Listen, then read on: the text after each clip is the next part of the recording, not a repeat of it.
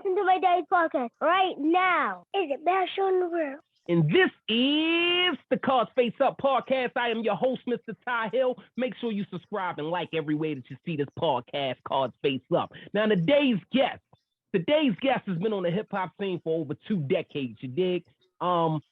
Doing his thing for over 2 decades. He's considered one of the most witty hip-hop artists from Baltimore. He's a trailblazer, trendsetter. He's been able to solidify his legacy inside of the hip-hop realm, the hip-hop world through the many mixtapes, the many albums, the many platinum coin phrases that he has, you feel me? He's done that since he was a teenager, but one thing specific about him is he's also Mr. 101 aliases, you feel me? So whether it's Christopher Shakur, whether it's the Pinky Ring Polar Bear, the man with the hand, Mr. Bangarang, Mr. Sunglasses at Night, Mr. Or the newest one that I can't say, but I'm gonna try, Mr. Whatever the hell it is he say. You feel me? Yes, sir. Look, y'all might remember him from the smash hit back in the day. I want y'all to listen to this shit and we get this. Stuck in my ass, gun under my stomach. I don't even know why they chasing me for. Cause I'm dirty like the corner in the bathroom floor. Run through the alley when I cut through the block. Running so fast, you would think I'm chasing the cops. Right in broad daylight, in the middle of winter, I can't go to jail. My mama cooking chicken for dinner. Damn! The Baltimore City Police Department trying to put me in that bunk bed cage department. But I won't let them. Listen, if you don't know by fucking now, today we got on the show Mr. Clever on Many Perspectives. Comp! What it is. Yes. What's happening, my G? Look, man, I unlike a lot of them, like I know you got 101 aliases, you feel me? But I know you as my naughty head brother, you feel me? I done set out on the block with your ass and got pissy drunk off bottles of fucking naughty head. Y'all niggas don't even drink naughty head no more. For real, yo. Seriously, look, man. Yo, I got nothing but love. I welcome you to the show, man. I thank you for coming through. Man, thanks for having me, man. Look, brother, we got to give each other our flowers while we motherfucking here and can smell them like they say, you feel me? But I know you smoke a lot of weed, so we going to give you your weed buds and all of that shit while you can still smell them, smoke them, and enjoy them, motherfuckers. So let's get into it. Let's get right into it. Let's rewind back to the iconic years of Baltimore history, music history, which was like 2003, you feel me? A young Comp was on the scene, featured on one of the biggest fucking songs of the year with 2 of the biggest motherfucking artists still today, 20 years later, still Jadakiss and motherfucking Ghostface Killer. Comp, you was able to do that. Tell us what the fuck that was like, being, you was what, 15, 16 years old? Yeah, I was like 15, I believe. I think 2003. I was just graduating Douglas High. I had a jail record. I had a verse on one of my records. They told me to put on this record with Ghostface. I put the verse on the record. Then I got a call from Kevin Lyles, and he like, "Yo, I like the verse you sent, but I need you to go in and really go in. I need, you know what I'm saying?" So I just I set my Rum Indian style and I just penned the verse for the for that joint. And I did another, and then I went to Above Ground. My man Nate had recorded, and we sent that was the first time I got to saw the Pro Tools sessions from the RZA. And that shit was crazy because it was like you really had the Wu-Tang shit all in the Pro Tools session. Like I ain't never seen that. You know what I mean? It was like, wow, you know what I mean? But I did the joint, sent it back, and then everything was cleared and let me know. All right, they approved everything. The next thing you know, I was in Bronx. Yeah, I was in the Bronx shooting a video. Man, look, that shit is history because I remember it. You feel me? I remember it like it was yesterday. At this time, I'm still hanging around. Yeah, me too. I remember that shit like it was yesterday too, man. The motherfucking Ghostface homies ain't like all that shit too tough. I was up there with all that Baltimore shit on. So You know what I mean? But you know, everything was love. I went and bought all of them Baltimore shirts too. Like fuck it then. Like you feel me? Okay, Like you don't like what I okay. got on her. You So wear it too. I You had know a what I mean? I had a question about that song, right? At the beginning of your verse, you say Chocolate City. Now we Baltimore. I know y'all niggas see me with the DC hat on right now, but we Baltimore. What was Yeah. Well, Chocolate City? Chocolate Because a City lot of people was confused. well. Chocolate City is the name of the production company I was signed to that goes into Def Jam. So my Def Jam is Chocolate City. You know what I'm saying? Mm, So that's what I was signed to. You know what I mean? That was just the name of it. You know what I mean? So I was just showing love to the company I'm with. You know what I mean? okay. And doing it like that, but it wasn't. You know what I mean? Big shout out to DC though. You know, either way. You know what I'm Yeah, big saying? shout. I mean, we fuck with y'all. You feel me? Other than in the jails and shit. In the jails, we ain't never. It's a, Yeah, for but no, real. we You know fuck what I'm with DC. saying? Shout out to all my DC listeners. You feel me? So I wanted to clarify that shit because I knew the answer to that. You feel me? But I know I've heard other people say it, and like I said, that time over there when you spent with Def Jam and shit was a time that I could remember. I was still hanging up on 41st and shit, Old York area. And you know, everybody knew you as Jordan over there and shit, like all my Yeah, homies yeah, and shit, like, oh, definitely. Lil Jordan. You feel me? And then I was hanging with my nigga Demo, y'all know him as, you feel me? And he fucked with you real heavy. Y'all went to middle school together. So I remember that shit when Yeah, we got to yeah, see that yeah. video. Man, that shit was fucking history. Like, I remember that shit. So did you ever get a chance to build relationships with them niggas like motherfucking Oh hell yeah! Jadakiss I or mean, shit. The money I paid doing that shit, that definitely gets you a relationship.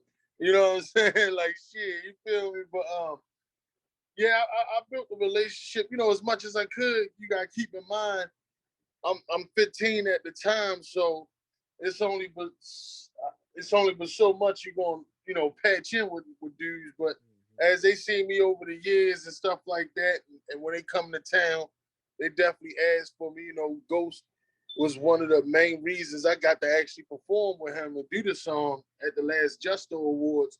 So you know, he kept me real. It was a lot of big love shown to me, even though it wasn't directly to me. Um, mm-hmm. like Ghost, when the video was finished, I never forget. Ghost actually came to Baltimore and hand delivered me the copy of the video on tape. You know what I Damn. mean? So like that was huge. He had to do that. You know what I mean? And yeah, like it was just real big. You know what I mean? Especially for me, like dang. You know what I mean? Like getting to perform with the dudes and actually, staying up with them years later. You Mm-hmm. know what I mean? It's definitely a blessing. Like damn. Just like the other day, I just sent my grandmother to get me Ice Cream single from Raekwon featuring Ghostface. Now I'm like, I And now you actually on the got the song. chance for my grandmother to meet yo. You know what Damn. I mean? So it was definitely, it was definitely See big on my end. that's history. That's history. That's legendary. Fuck big. That's legendary. So one thing that I've always liked about you and your style, you feel me, on the music tip, yo. Even though you came out on a song like that, like Run, you feel me, talking about street shit, hood shit, you have always been one of those artists that did his own thing. I'm talking like you like a rap gothic type look type nigga, like you Yeah, into yeah. I mean, samurai with my swords style, a and lot of shit. people, it's um, I would say I'm an inquired taste at times. Um, a lot of times making different music because my name is Clever on Many Perspectives. I don't always make what people expect of me. So, you know what I mean? A lot of times I run into this a lot too because niggas definitely know me.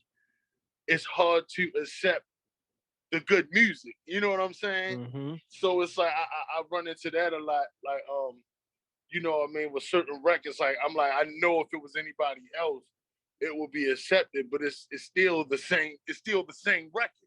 You know what I Mm-hmm. mean? But it's just like, those things really keep a hold on you when people are familiar with you after you've been out in the public. I'm noticing and learning that. So you kind of it kind of keep you in a box just for the public's sake, but at the same time, you know what I mean? Like I do everything. I just create. You know what I mean? So I know a lot of people, you know, don't like everything, but I do know the bag that I'm in that's acceptable of me.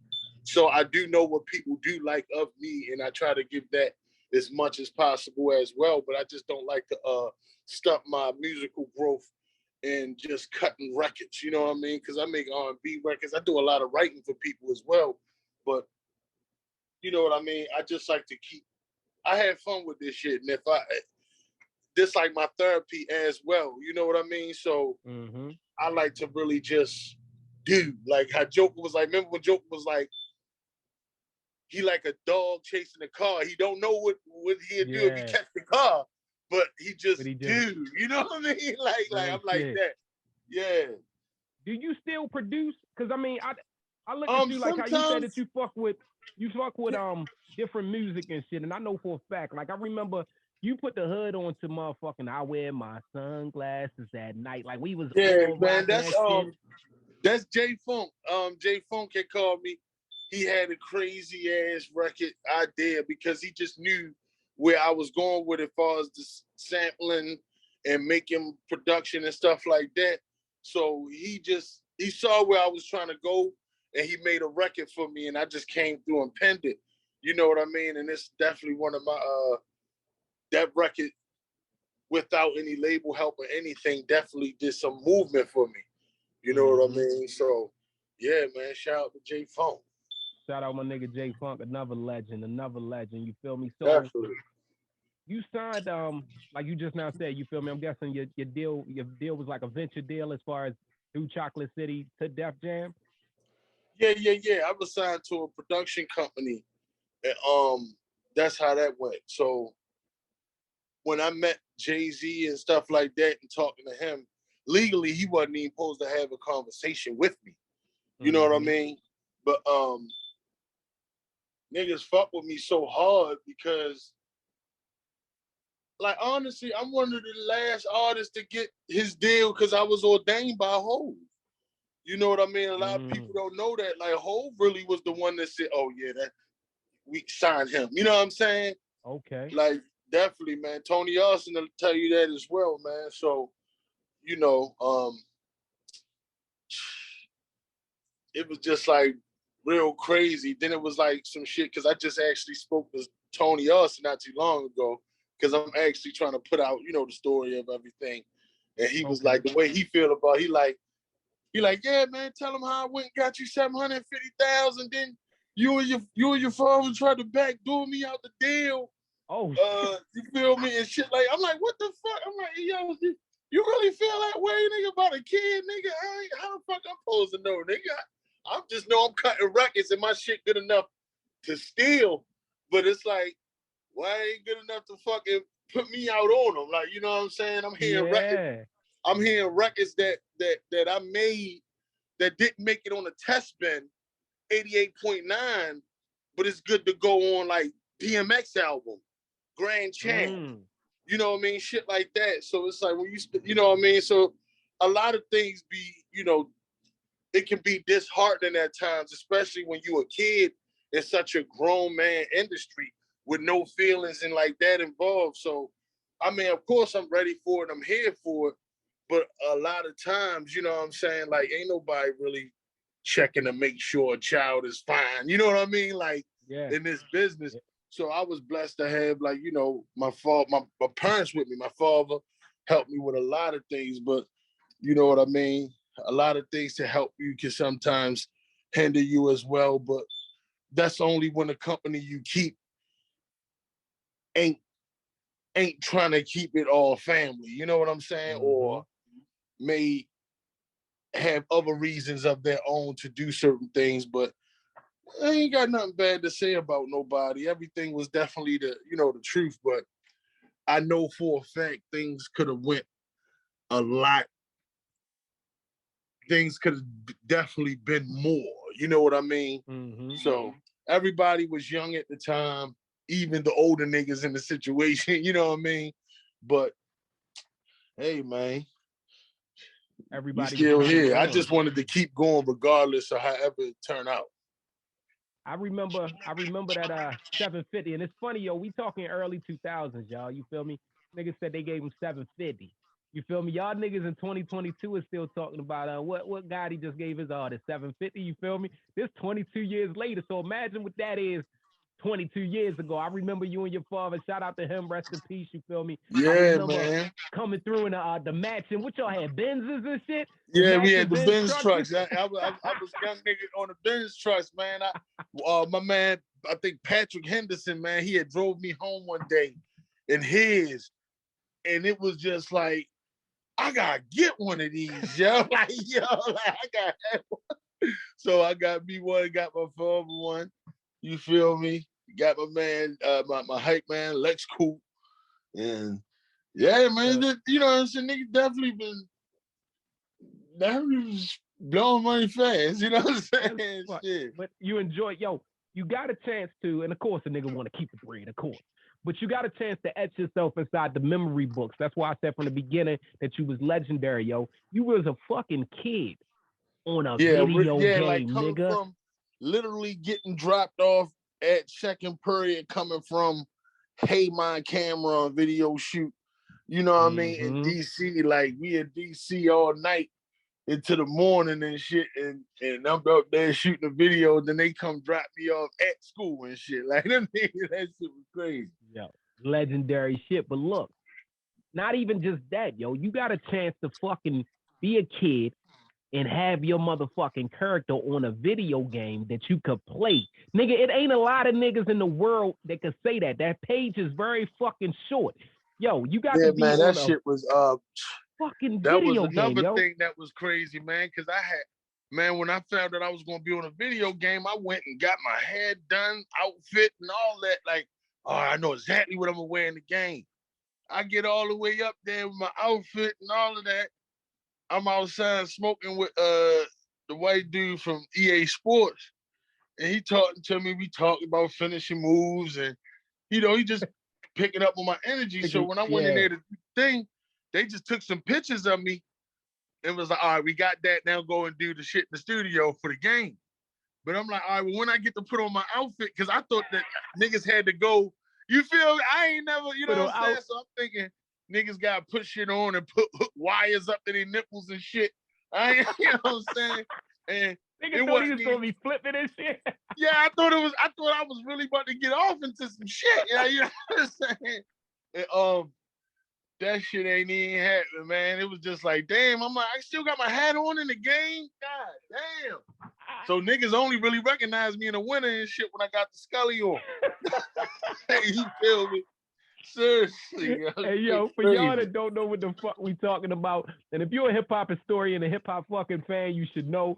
That's motherfucking, back when he was on a video game, what was it, Def Jam Fight?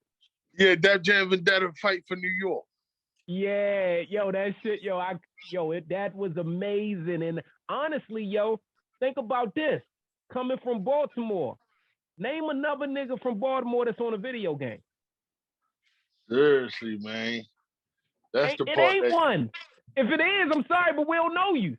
Yeah, like seriously, that's why I'm like, man, I'm trying to I'm actually in the midst of trying to I'm pitching some stuff back to Facebook to do a game in the metaverse. Basically, when I left, basically life after Def Jam in the metaverse of it's like a whole nother fight game.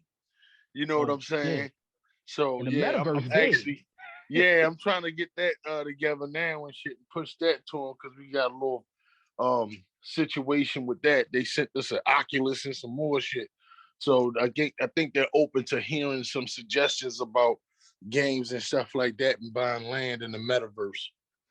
That's dope as fuck. Keep us posted with that. So let's go in and get into, you feel me, as you're talking about life after Def Jam. So let's talk about, let's end the Def Jam part on what the fuck happened. You stayed there for 4 years, no album dropped, but you on two. Yeah, you man. On Def Jam in the midst Vendetta. of everything, if you recall, Def Jam was like in the midst of folding, and they was about to be basically getting some new leadership. And that's where the Jay-Z come from, because I was trying to figure out why y'all always letting him hear my music. What do he got to do with my music, and he an artist like me. That's when he became the president. You know, I mean, kind of find out they was grooming him to take over the business. You know what I'm saying? So they just was basically making sure I was straight when he came over there, because he came over there and cleaned house. But I was still over there. You know what I mean? Mm-hmm. But shit. After that, it was just like, you know, my production company was pretty much was feeling away, feeling like niggas ain't want him on the deal. So he was, you know, I guess he washed his hands with everything. But at the same time, we didn't did everything we didn't did and came this far. You know what I mean? But the way certain deals are structured, you know what I mean, and depending on who's in charge of everything, nigga ain't gotta do a motherfucking thing for real. Right. You know what I'm saying? Like, you know, like, so that's how it just be. And when you start understanding business and understand that, you'll take a lot of your feelings out of it.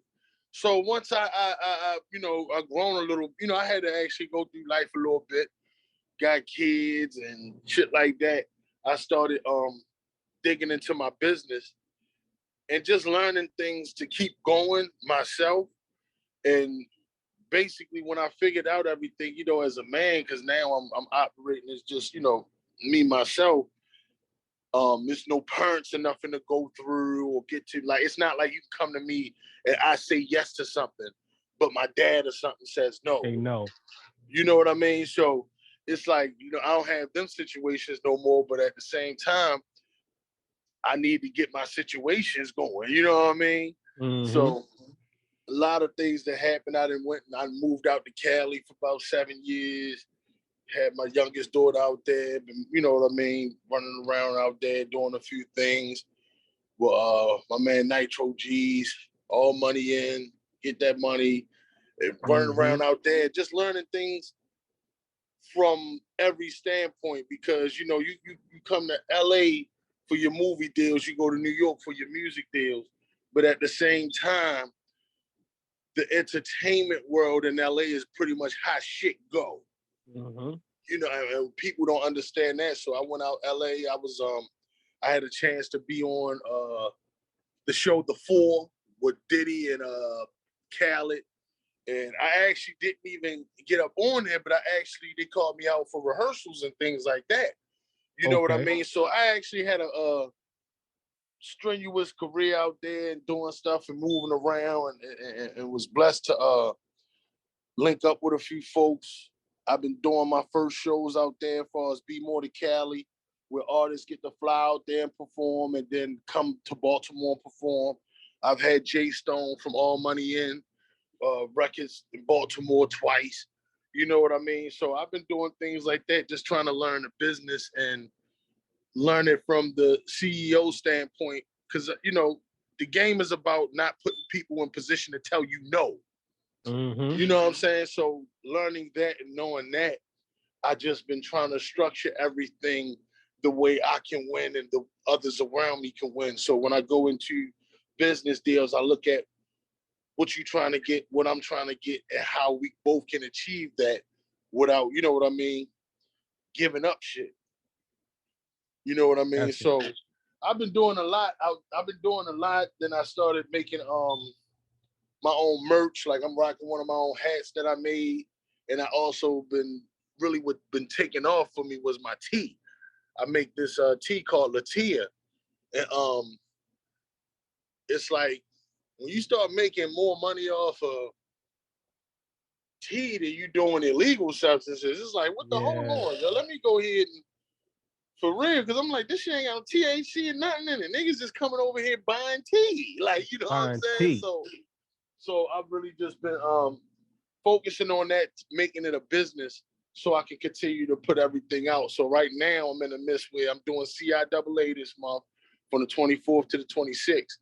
I'm coming out with my merch, which is my tea, but I'm also going to have the QR code on the back of the tea where you can buy my album, where you get my album when you buy the tea. Oh, dope. And that's, you know what I mean? Man, that's some dope shit. And I'm telling you, after 20 years in the game, you feel me? You've been able to keep yourself relevant. I mean, from music the business. I even watch you mentoring the younger niggas in this shit and the older niggas in this shit, giving them a little game, but just enough so that they ask for more. I see you. Like, I love the way you Yeah, because moving I try to give, like, I what happens is I learn shit that I had to learn by because it happened to me. And then I want to, I want to tell others, and then I try to encourage others to at least, do some research on it before you do anything, because I'm telling you, because something happened to me. But before fucking $5,000 worth of damage happened to you, you know what I'm saying? You might want to listen to what I'm saying, but it's like a lot of times, if you ain't where they would want to be, nobody want to listen. But it's like, yo, if we was in that predicament, you would never get a chance to talk to me. You know what I'm saying? Realistically, like, because it's like, yo, the shit that I'm finding out is the things that people never tell, because this is the shit that keeps the difference between local and on. Like, you know what I mean? So it's like, when I do find things out, I try to give it up, get the information, but then it's like, I give you this information, you want to hear it, and you want me to tell you for the sake of social media, and it look right of me responding to you. But if you ain't doing it, like, you know what I mean? Like, I sit in the house and do research that I know for a fact niggas ain't getting off their job and doing. You understand what I'm saying? You're not getting off at 5 in the evening, coming in the house, and then hitting Google and try to figure out how you properly register your records. These niggas going to the studio and just dropping that shit on DistroKid and praying somebody see it. And it's like, yo, so we not gonna put no marketing dollars in nothing? You know what I mean? And it's like, yo, like, with everything going on, I'd be like, yo, well, shit, if you got everything done, why not? Let's go pay a TikTok influencer. You feel me? Like, that's how these records is getting broke. They tell you that going down your timeline. But it's like, I really want this shit. Like, you know what I'm saying? Like, and it's like, I'm not satisfied until I get where I want to be with it. So it's like, I'm researching all the time. And like, when I find out the research, I just go ahead and apply it. So I've stopped dropping music, but I'm still looking at over 200-300 songs. And it's like, all right, now I understand how to do this thing. Let me try dropping these bitches by the 10. Because you can only fucking register 10 to 20 records, I think, copyright.gov. You can only register that many anyway. So when you look at old Griselda albums, before they popped off, all of these fucking albums is by the 10. Niggas don't, that's why niggas, like, yo, that's why all albums start dropping at 10, right? Jay-Z and all of them niggas started doing 10 fucking. Yeah, because like, yo, bro, how it's going now, and you can only register but so many at a time. So it's like, all right, if I want to put this album out, I'm going to register everything the right way, because what niggas don't know, like, bro, I've been owning my own ISRC code since 2018, but I'm just properly learning how to apply it 2022. 2022. But I paid for something in 2018 and been having something. And it just goes to show. So since 2018 and having my ISRC code, I'm now getting around to utilizing it the right way. But all of the shit that I dropped, that's not right. You feel me? So it gives you, so now knowing that you can clean it up, take it off, and re-drop it. But it's like, no, you can clearly see, all right, I learned something around here, around this album. That's when you know what I'm saying? Like, I'm leaving it all for you to see it. Because it's like, I want niggas to get it, but it's like, yo, I want you to get it and utilize it. I don't want to get it and sound good like, well, shit. You want to ask me because I'm a rapper and I'm supposed to give you everything free because we rapper code. But in reality, the questions I'm answering is going to cost you about $2,500 if you call your lawyer. You call your entertainment lawyer to ask him the questions that niggas ask me on a regular. When he answer that phone, it's $500. If he got to get his assistant to go through some paperwork, you almost at $1,200 before you get off the phone with your lawyer. And and just asking him something that he need to find out. So he'll find out and answer you, but then he gonna send you an invoice. You know what I'm saying? And it's like, oh damn, like I see what's going, like the information really costs. And it's like, I'm not gonna see nobody. You know, if we was chilling, drinking this naughty here, you'll have a damn loose leaf full of shit. Right. That's me and you though. You feel me? So it'd be like, man, like everybody can't get that, but it's just like, you know, you gotta just pay for your niggas gotta pay for your see, and I love when niggas start seeing their worth. You feel me? Because people would think that you're on some Hollywood shit or even some broke shit, because it could go both ways. Niggas look at it both ways depending how the nigga feel. You feel me? They'll look at it, oh, he just acting this, oh, he needed. Nah, nigga, listen. My time is money. Every second of my life is money. We can't get this shit back. So it's like, you have to pay. You feel me? We charge for consultation too. Like, you have to. You know, you know what's funny about it though? It clears your phone up though. That shit clear your phone up. Because once you tell a nigga it costs, the motherfucking texts and calls get slower and slower, nigga. They don't want, like, no, that nigga, he talk about some money. You know, I can get this shit. And that's the thing, but people don't even understand, to make it look so effortless. Niggas done covered so much business. You know what I'm saying? And it's just like, yo, now that I'm not, like, bro, we could all change our financial literacy off our own music if we just properly registered it. Yep. And that's what I'm learning. And it's like, oh, so, like, cause like, yo, I know your whole career you've met niggas that been making a bag off music. And you're like, how the fuck? I don't even know you. Like, how? Bro. Business. I'm just finding it out. Like, these niggas is really crossing T's and dotting I's. I found it out. I found it out like, when our dumbasses was doing 100 fucking songs, and niggas was getting hot and rich off of 1 and 2 fucking songs, and we performed different songs every night at the club. Exactly, like, and it's like, yo. So once, you know, finding that out, and it's like, all right, I gotta properly put this shit together and then take it from there. Like, so it's like, all right, I'm gonna pay for all of this shit the right way. Then I'm gonna try to get a budget up to start doing some online marketing, you know what I mean, to make sure it's seen. But then after that, I'm coming back out and dropping another 10. Don't get them niggas too much game, because they gotta call you for that. The rest of that shit they gotta call comp for that. Comp, consultation, comp consulting, whatever the fuck you want to call it. And comp, what do you need to say to your fans, yo? I want you to tell them how they can link up with you, tell them how they can reach you, yo. Like I said, he got called. He got everything coming. He just told y'all the juices, all of that shit. Tell them everything you need to tell them right here in this clip, man, because I want to make sure they able to get to you. Like, I need that, because you're important. You're an important figure out this motherfucker. So look, man, if you want to ever get in touch with Comp, man, I'm at Comp Bangarang. You know what I mean? My name is the same on all social media platforms, and that's the @ COMP BANGARANG, Comp Bangarang. And it's like, look, man, I answer everything that come through. Real shit. And what else you got coming up for him? I know you said you're gonna be down. What is it? The CIAA? What the CIAA music festival.